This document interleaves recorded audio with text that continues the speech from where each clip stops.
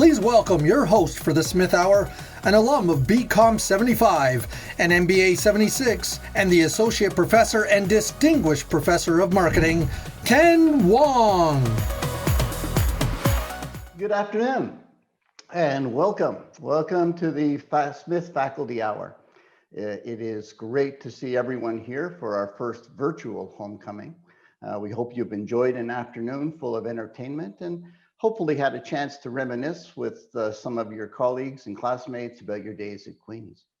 Now, before we get started, we do want to acknowledge that Queen's is situated on traditional Anishinaabe and Haudenosaunee territory, and we are grateful to be able to live, learn, and play on these lands. Now, as much as we miss welcoming all of you to Goods Hall for our annual homecoming brunch, we are excited that this virtual format allows alumni from all over the world to join us here today. And so let me perhaps start by just finding out where everyone is tuning in from. If you would please take a look at the right side of your screen in the discussion tab, click on discussion, and type in the name of your city there. Everyone who shares their location in this discussion will be entered in a raffle for some Smith swag. We'll notify the winners by email. And so let's just take 30 seconds now, if we could please, to type in where you're coming from.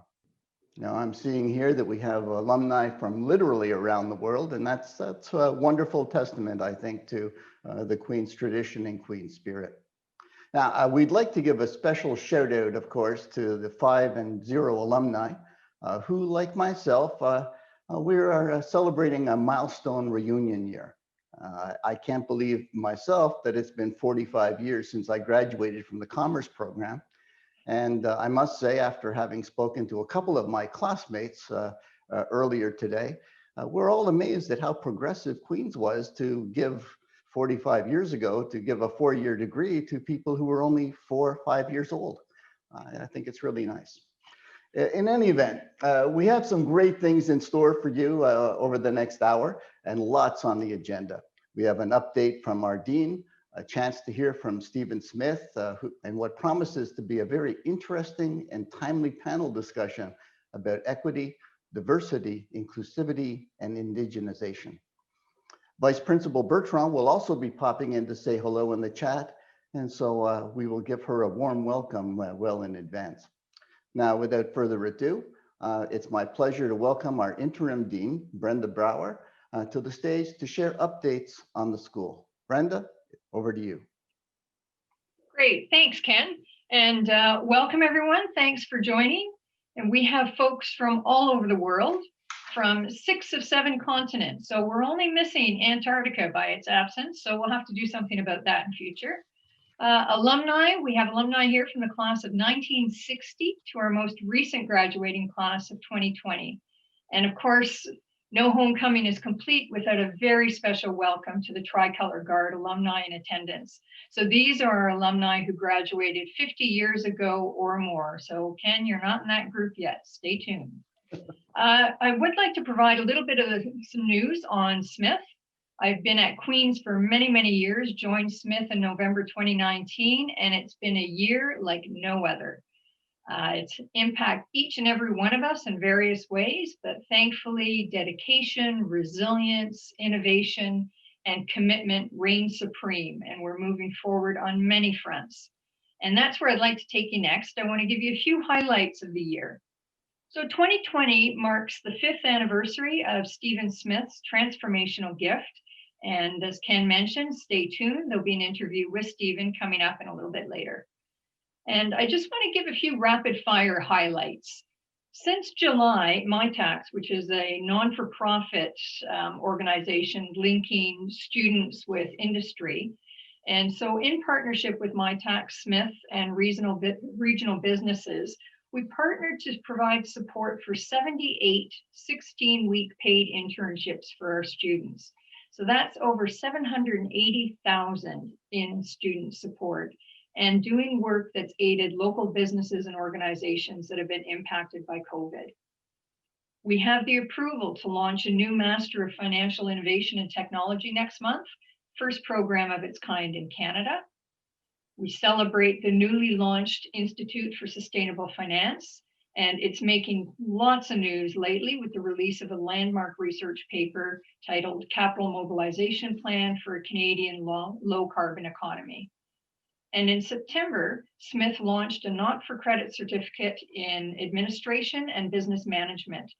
And this is a partnership with the Haine First Nation, Redbird. Jonathan Redbird, just as an aside, is a graduate of our Master of Innovation and Entrepreneurship.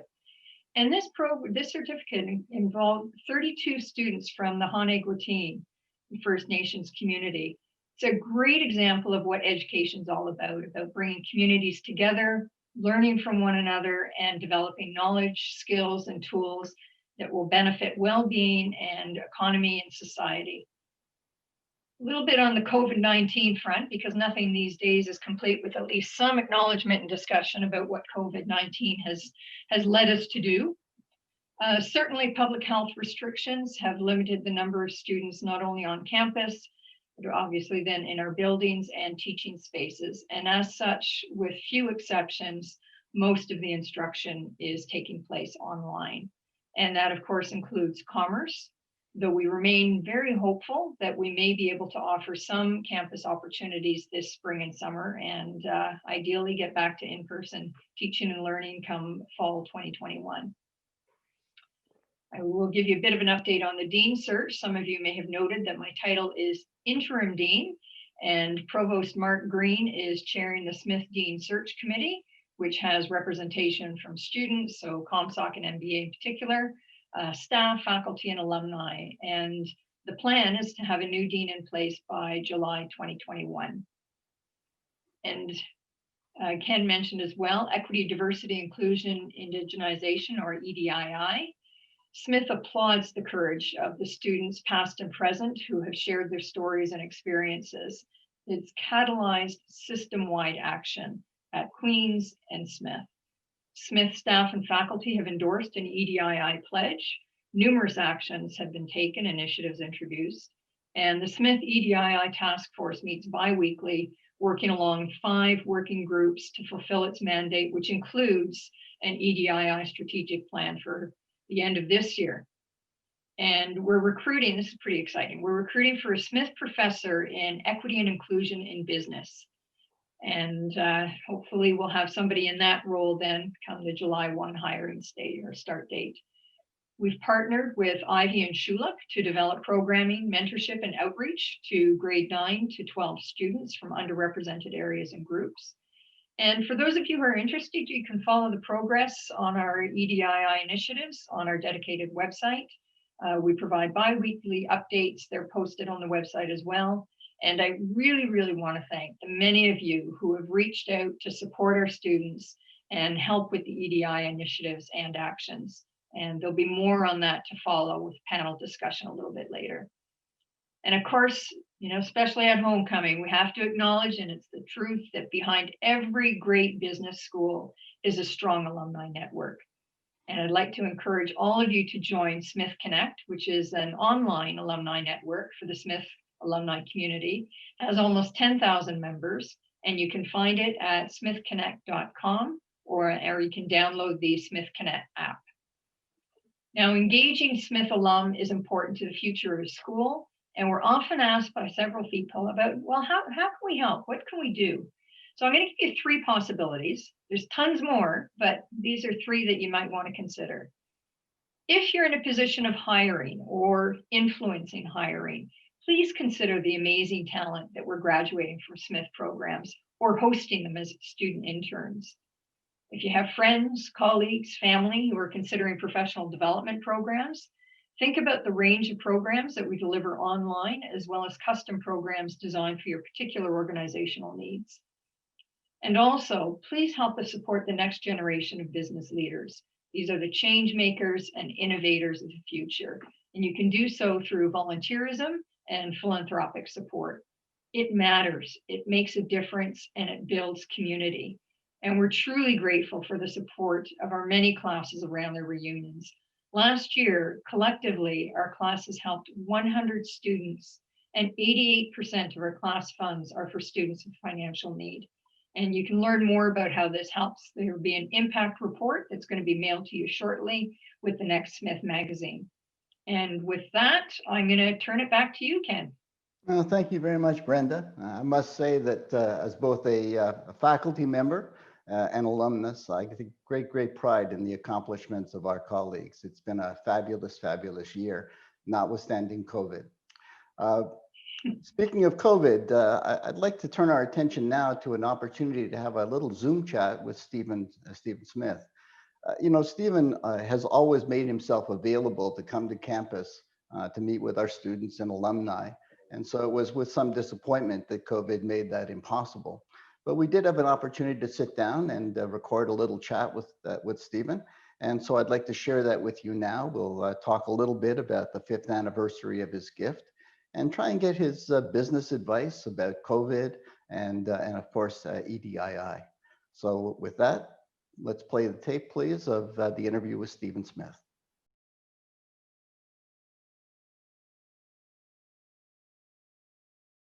Good afternoon, Stephen. Good afternoon, Ken. Good to see you.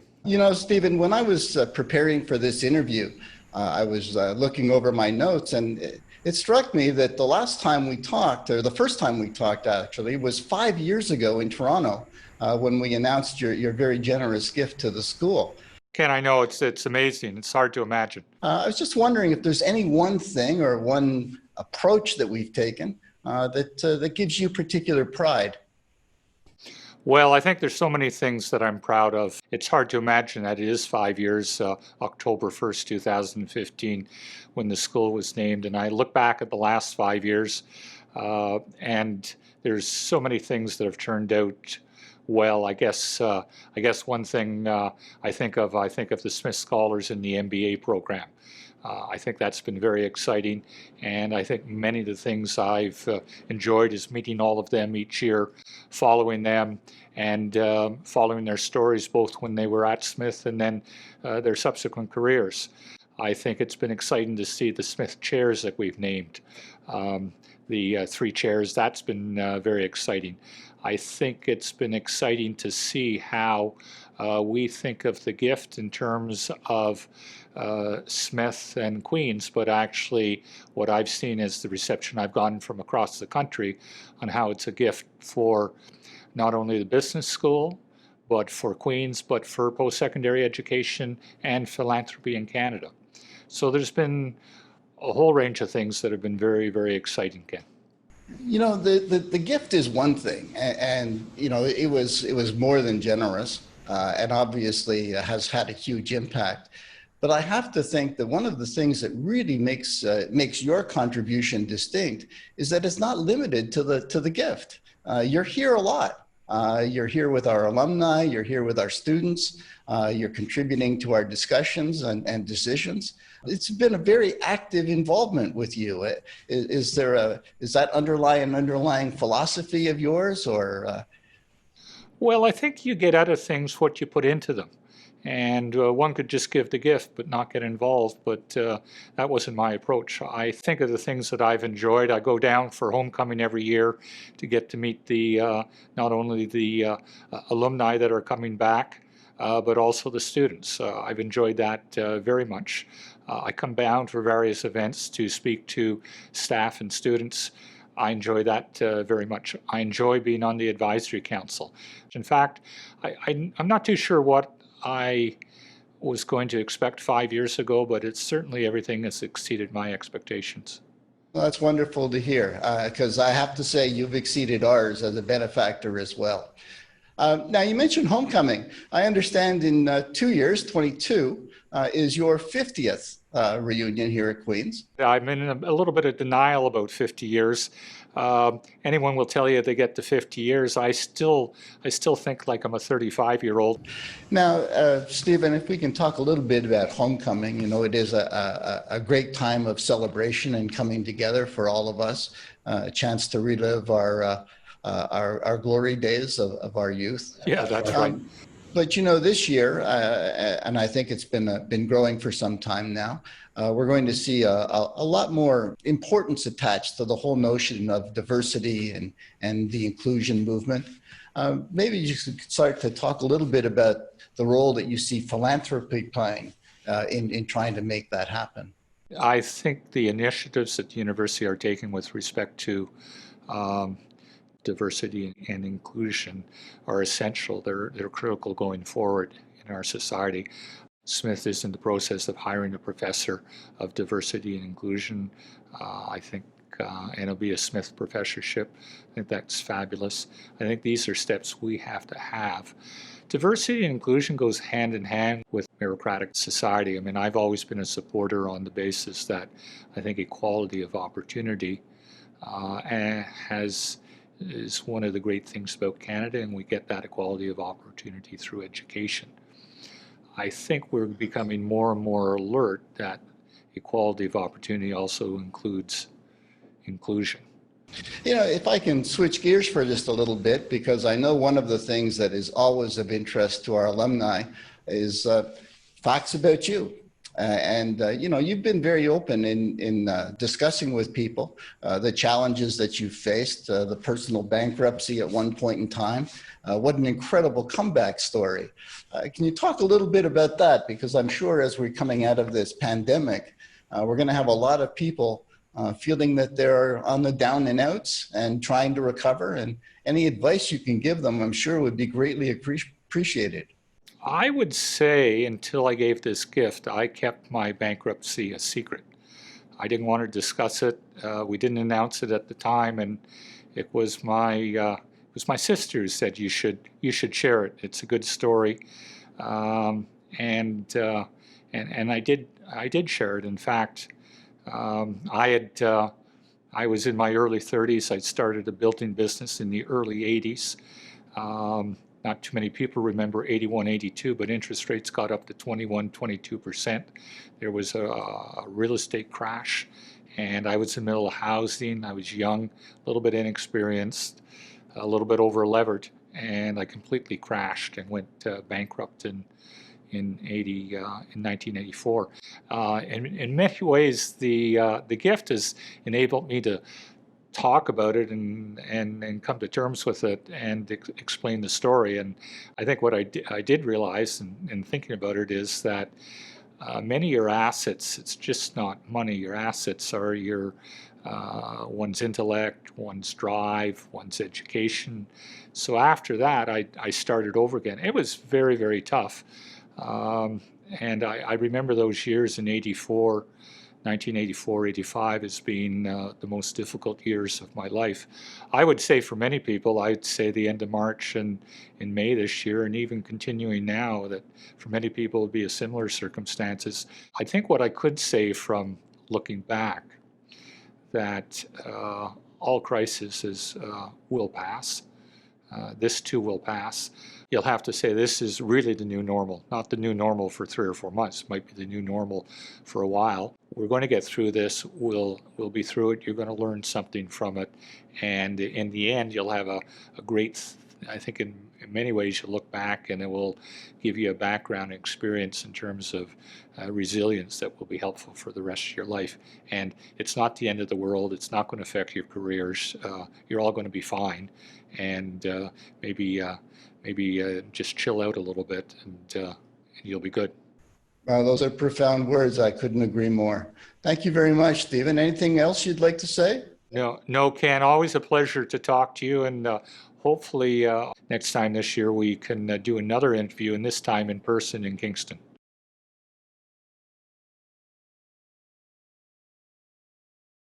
Welcome back. Stephen mentioned his sister, who is, in fact, a classmate of mine. So happy reunion to her and her family. Nice to see that the commitment to Queens runs deep in the Smith family. Stephen did want me to say a special hello to the class of 20 who are joining us this afternoon for their 0-year reunion. And so we have a little something special for all of you.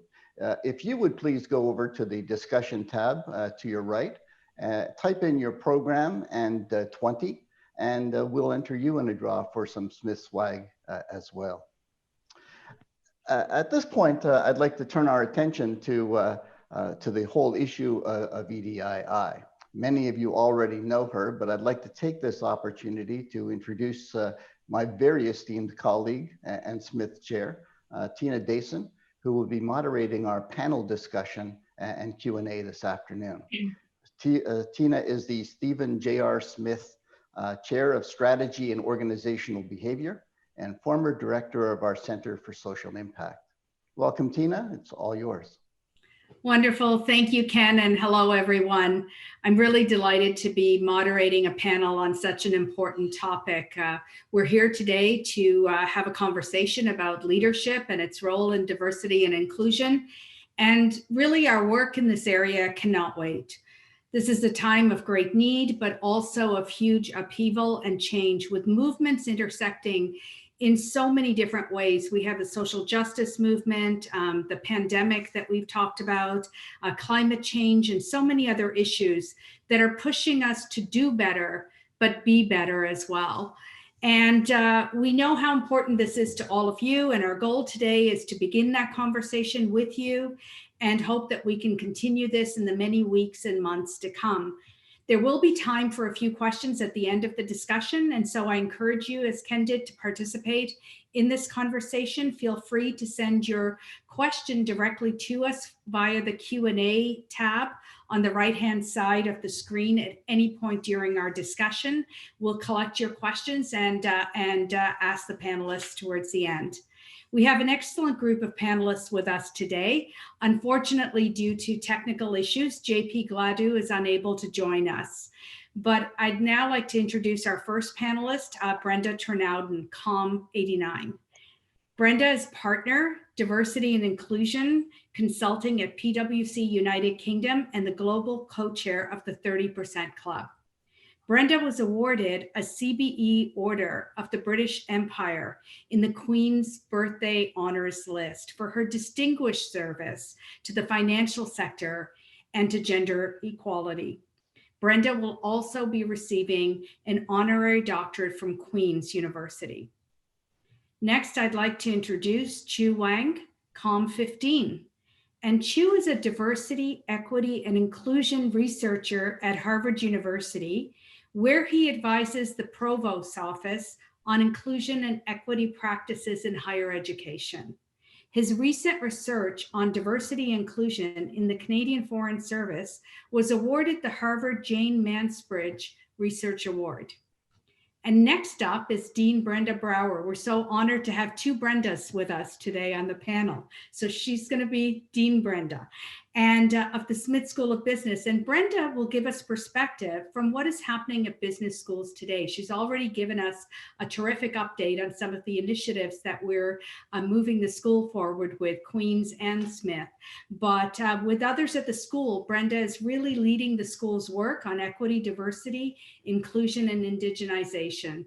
And so welcome to all of you today for being part of our panel and for being here. And so on to our topic now.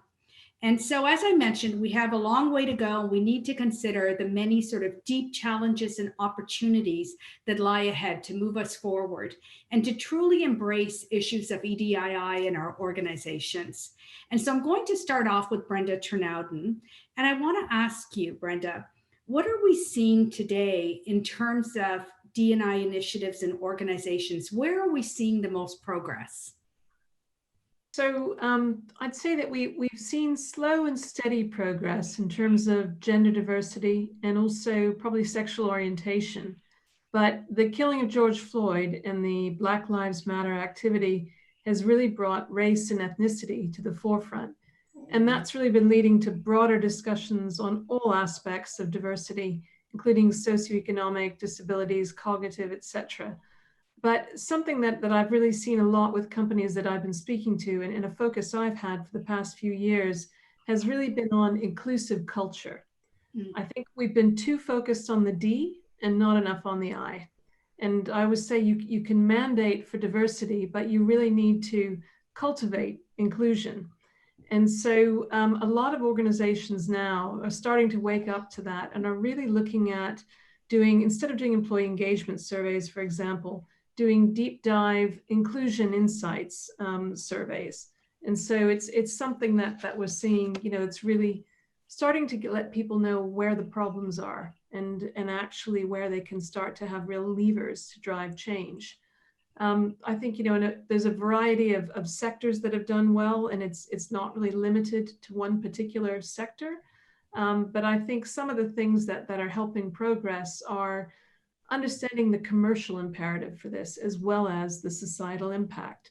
So we did a piece of work with the 30% Club, PwC, and a number of large companies last year called Are You Missing Millions? And it was about, companies, it was taking examples of big companies where they really looked at diversity on the external side. So by looking at their client base, their marketing, their advertising, product and service design, supply chain, and realized that there were huge opportunities by thinking about it that way. And so, many companies were able to achieve greater revenue growth and better brand impact, while at the same time having a positive benefit on society.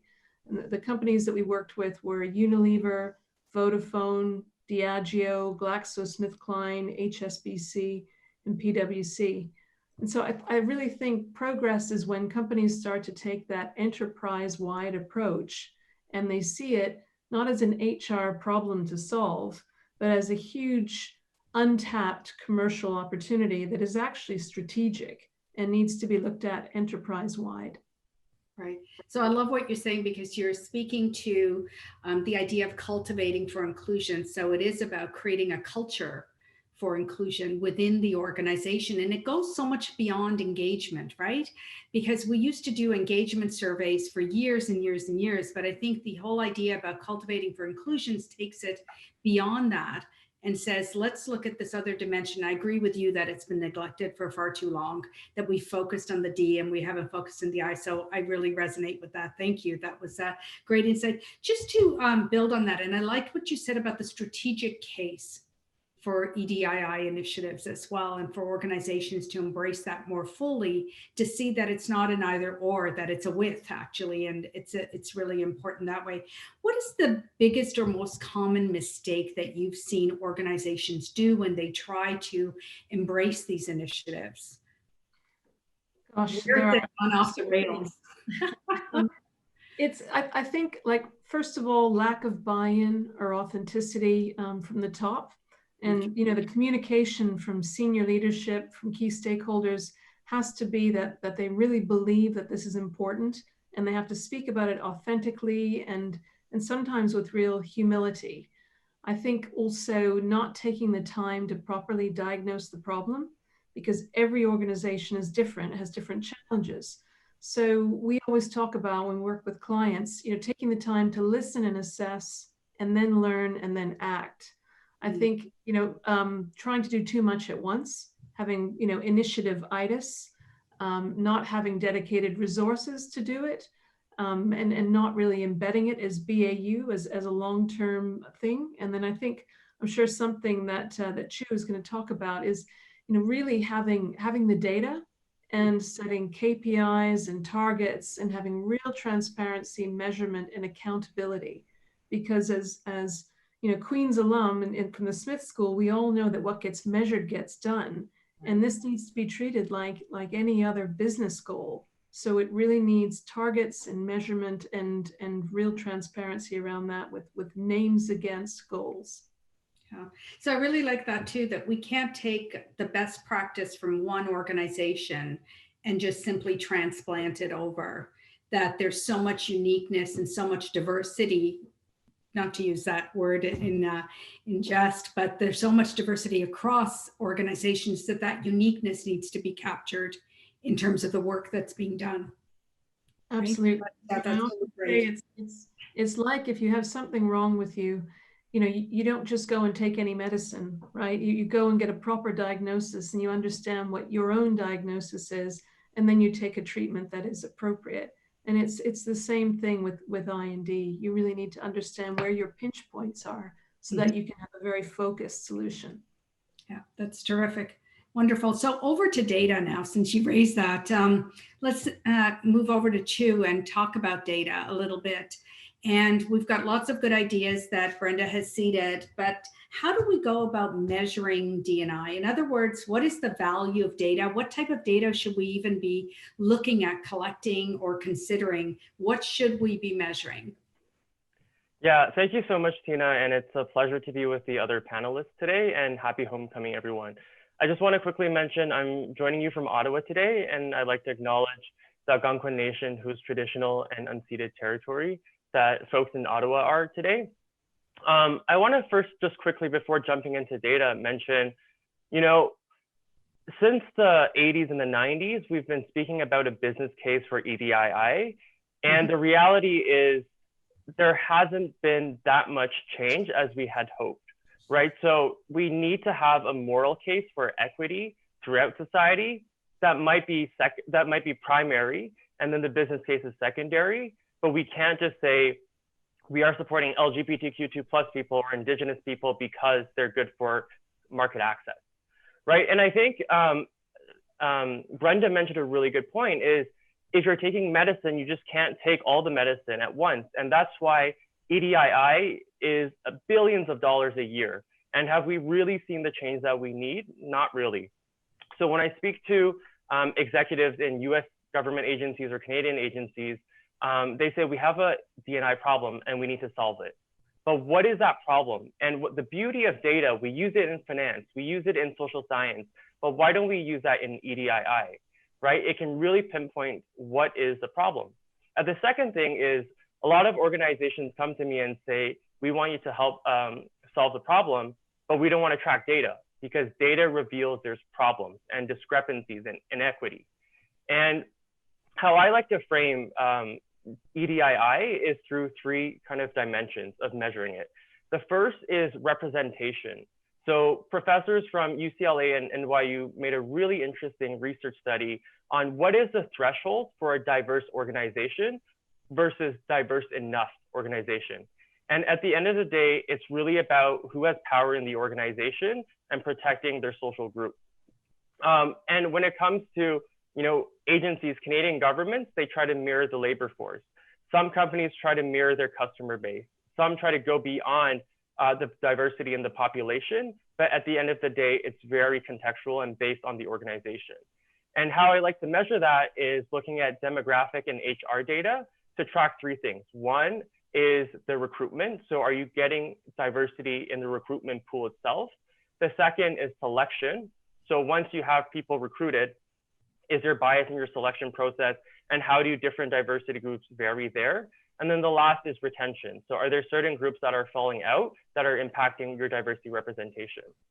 The second dimension that I'm going to talk about is access to authority and opportunity. So in the US, the Fortune 500 companies, 1% is represented by Black male CEOs, right? But that really lends itself to tokenism, where you're saying we're super diverse because we have multicultural or diversity at the upper echelons of the organization. But that's not really what we want. We want people to be moving up the ladders and not out of the organization. So what I look at there is usually three things. One is promotion. So are people being promoted based on the different demographic and HR data available? The second is performance evaluation and pay. So how are people being evaluated, or are there discrepancies on how certain groups are being evaluated over others? And then the other is mobility and development opportunities. And that often impacts people's career trajectory, but are there also inequities there? And then the last thing I'll just quickly touch on is the third dimension, which is empowerment and integration. And that kind of gets to Brenda's point before, where you have people in the door, you are promoting them, but they might not stay because there's no culture transformation. And David Thomas and Rob and Eli from Harvard talk about framing D&I as creating interactions across different types of groups. And that really lends itself to how do you make diversity and inclusion work. And this is really important because oftentimes you're using perception surveys, or in certain circumstances, you might choose to use climate surveys or pulse surveys, which are shorter, to measure psychological safety, physical safety, emotional safety as the first part. You're also looking at, are people satisfied with their work and their development goals? And then the last part is team dynamics. So are people being respected and actually valued by their leaders and their team? And unless you measure all three dimensions, you're missing out on EDII. And this is kind of why it's so important to have a multi-layered approach to understanding this, or else people just end up throwing billions of dollars and there's no results at the end of the day. Well, you've packed a lot in there. It's super interesting in the layers in which you've also highlighted some of the core issues. I really appreciate that. Just to start off, what I really loved was you talked about the moral imperative, and I think that that's so important that we can't forget about that. And another thing that you spoke of that I thought was super interesting was the whole issue of power.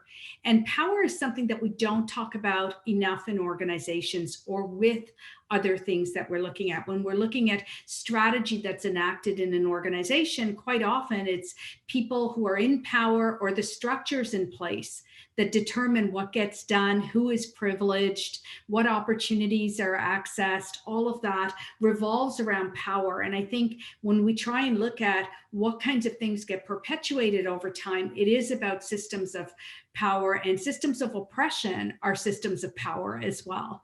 So it's, yeah, you've given a sort of heady feeling right now to think about a lot of these topics and issues coming up. So it's really great.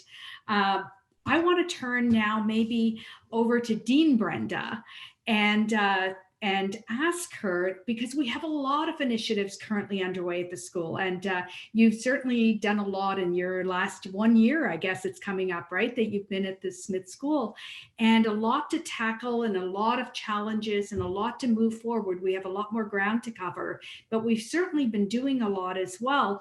And one of the questions I always that comes around in my head is like, what is the best way we can prepare our students for actually leading change as they head out to go into the workplace? What is the best way for them to lead change in the EDII space? What could they do? What are the one or two things, or as faculty, how could we, teach them some things in the school that would prepare them well? Yeah, no, fair question. I mean, that's our role, right? Is very much preparing students for their careers, wherever it's going to take them. So I think that lies at the core. It's our responsibility. First of all, it's not a choice. It's something that we must do, and it needs to be embedded in all that we do. So it's not, a series of check boxes and you have a course on ethics, social responsibility, check, done, over, through. It doesn't know. It's EDII, it's a cultural shift that we're looking to move towards.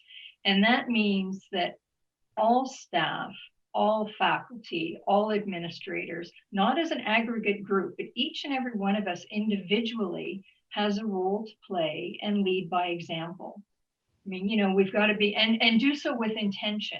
So we've got to reflect on the things that we do, the materials that we bring to class, how we structure meetings. All of it is really a bit under the microscope.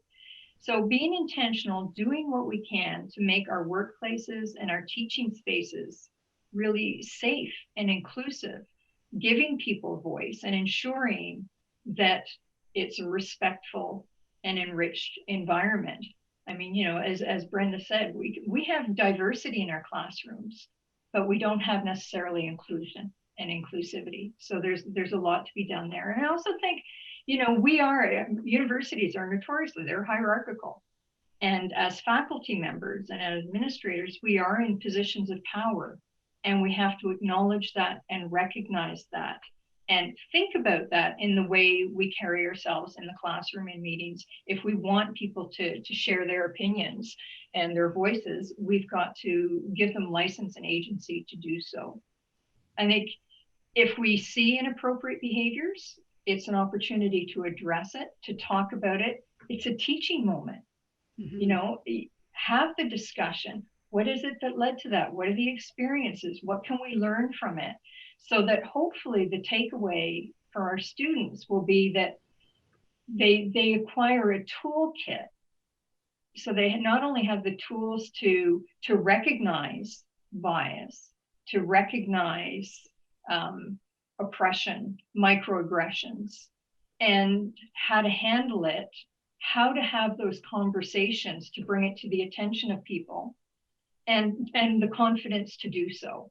It's a tall order, and it really will take the entire Smith community to do so.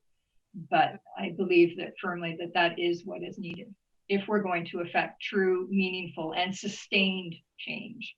Right, right. No, that's it's very important about deep culture change. Would anybody like to react to anything they've heard so far before we move on?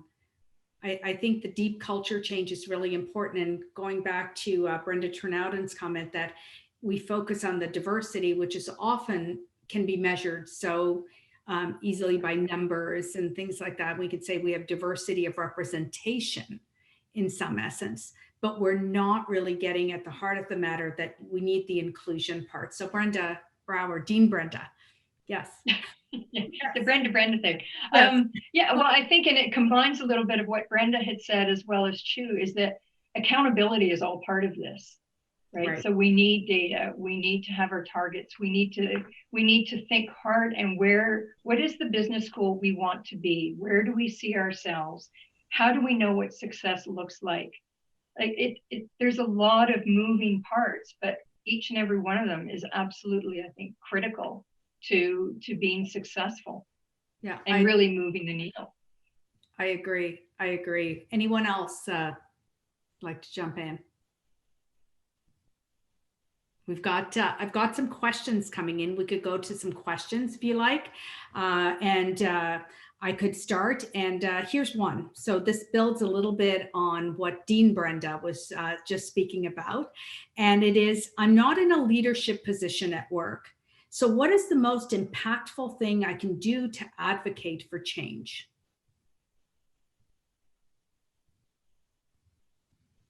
Okay, so Brenda Trnauden, over to you. I think even if you're not in a leadership position, you can be an ally. You know, allyship is incredibly important. And I think thinking about...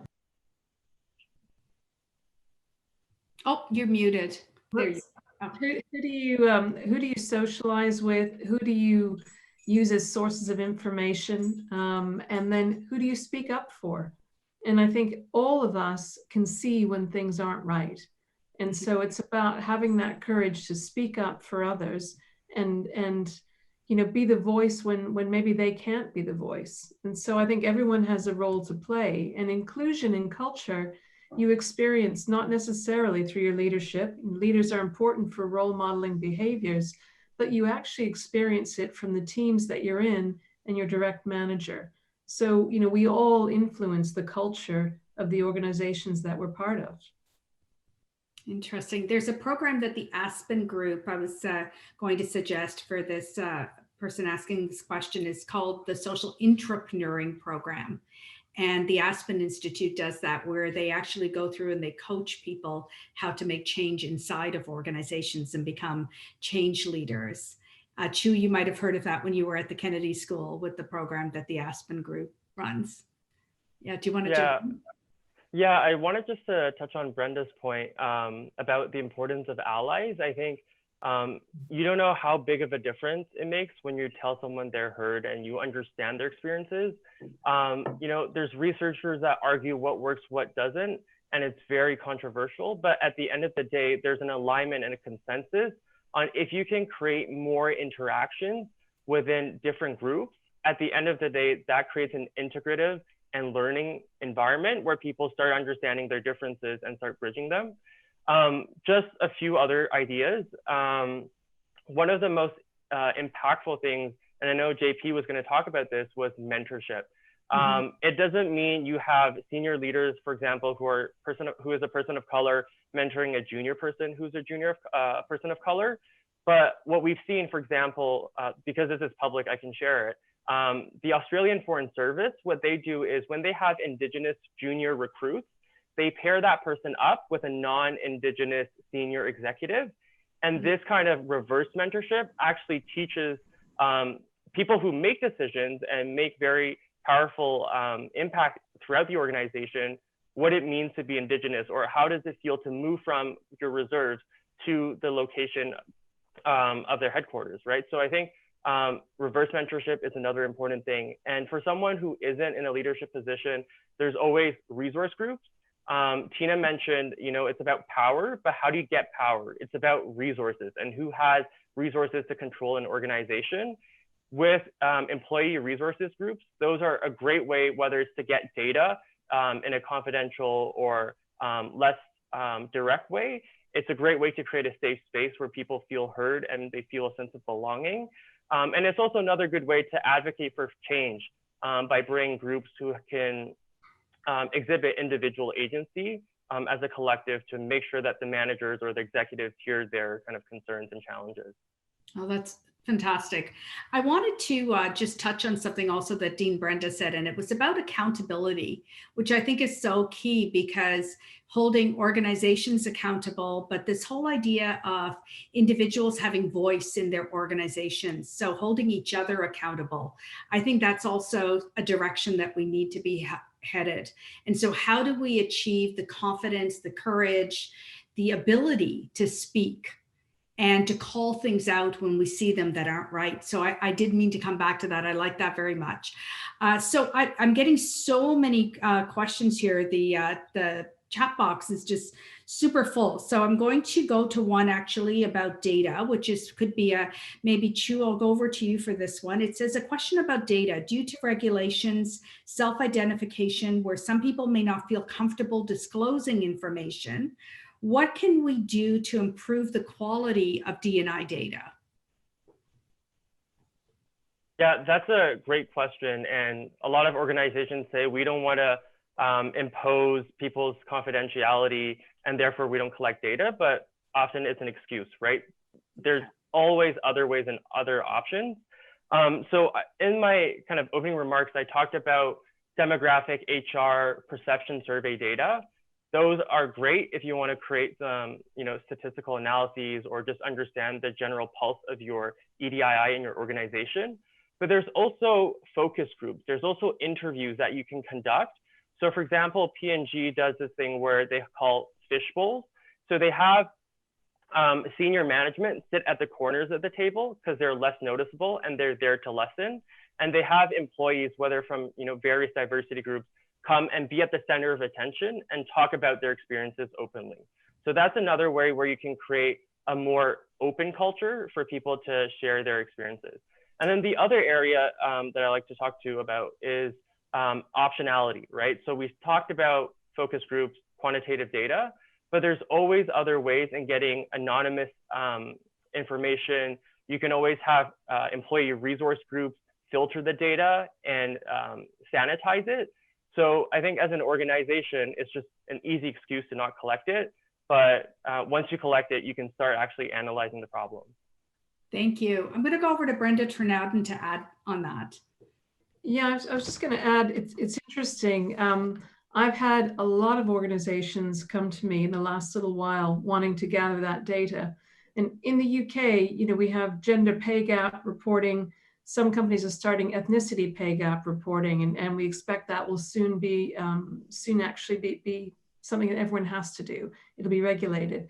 So the companies that are in the UK that are global are saying we want to start gathering this globally, but there are so many different data rules. We've got GDPR here in Europe and many different ones around the world. How do they do it? So we're actually working with a number of companies to go and gather it on an anonymized basis. And really go out to staff and talk about why they want the data, build up trust from those staff about why they should report it, but it will be completely anonymized. And also asking some of those inclusion questions at the same time. And then saying, look, we're going to come back to you and tell you what we found, and then that's going to lead to actions. So we're actually working with a large global retailer right now to gather that in 70 countries around the world.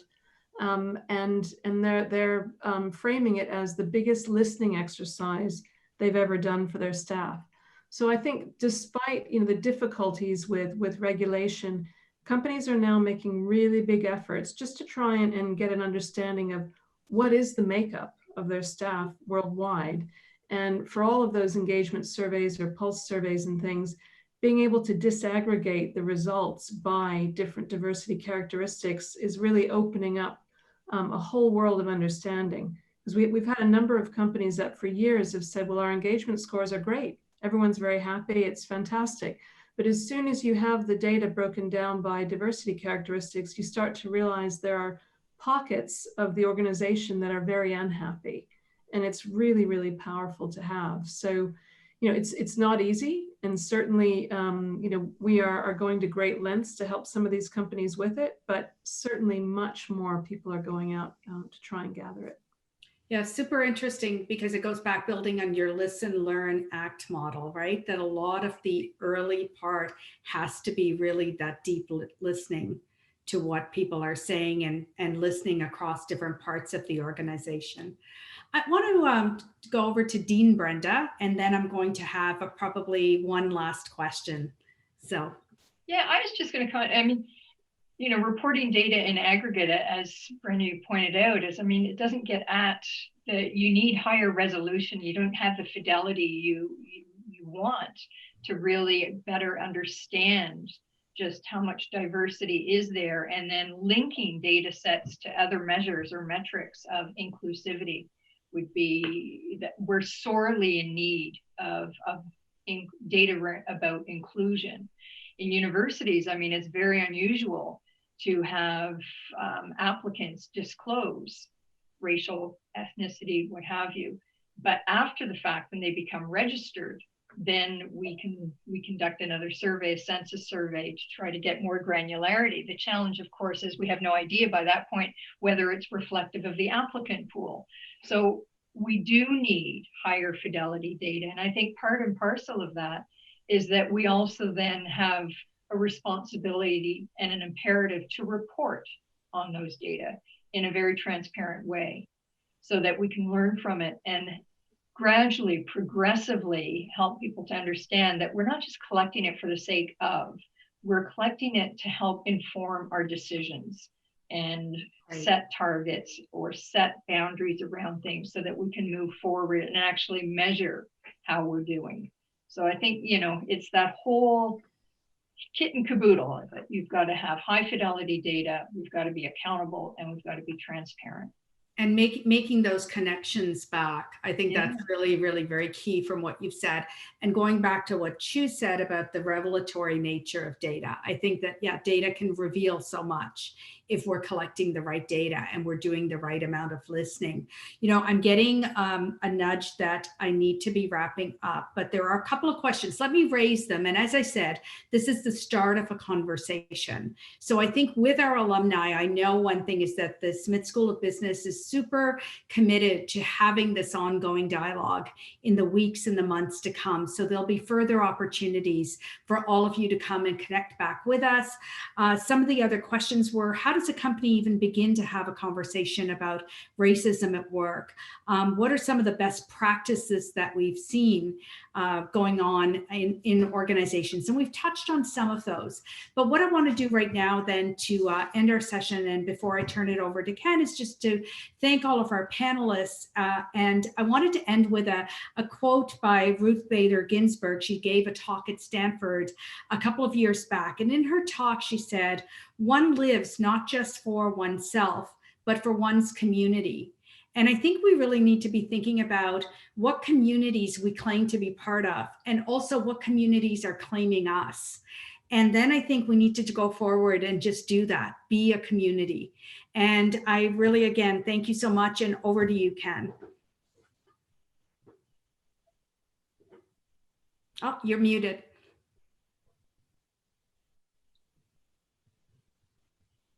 Very articulate insights of Brenda and Chu. I am reminded of why we take such great pride in our alumni and their accomplishments. Very well done, the two of you. And of course, the Dean. And of course, the Dean. At Smiths, we want to thank you for taking the time to join us this afternoon. These are changing and complex times. Even in a world without COVID, our governments, our institutions, our corporations, and our private citizens are facing challenges we have never faced before. And at Smith, we talk about the need to respond to those changes. All of us in our jobs, our responsibilities, and our community, we need to be always on. That is, we need to be forming responses to these changing conditions, to the needs and the expectations of business people in the world. And so we strive to embody that always-on mindset by changing what we do and how we do it. Today is a small sample of that philosophy.